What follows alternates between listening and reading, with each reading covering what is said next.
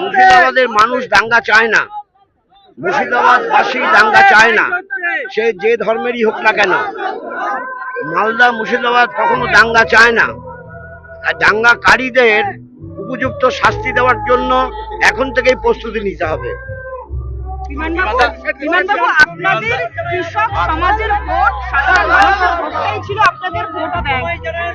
কৃষক এবং সাধারণ মানুষের ভোট ব্যাংকটাই ছিল আপনাদের ভোট ব্যাংক। সেই ভোট ব্যাংককে আবারও কি ফিরে পাবে? সেটা তো ভবিষ্যৎ বলবে, সেটা আমি তো ভবিষ্যৎ দ্রষ্টা নই, ভবিষ্যৎ বলবে। কিন্তু মানুষের সঙ্গে থাকতে হবে, মানুষের পাশে দাঁড়াতে হবে, মানুষের মধ্যে বিরোধ বিভেদ তৈরি করা শক্তিকে পরাস্ত করতে হবে।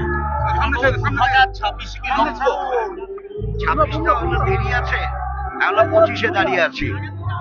মানুষের ঐক্যটাকে গড়ে তুলতে হবে। সমস্ত শ্রমজীবী মানুষের ঐক্য গড়ে উঠলে পর কোনো বিভেদকারী শক্তি কোন রকম ফায়দা তুলতে পারবে না। তৃণমূল বিজেপি বারংবার বলে আসছে যে ব্রিগেডের ময়দান ঘটছে, কিন্তু কোনোভাবেই কোনো প্রতিফলন সেটা হচ্ছে না ব্যালট বক্সে।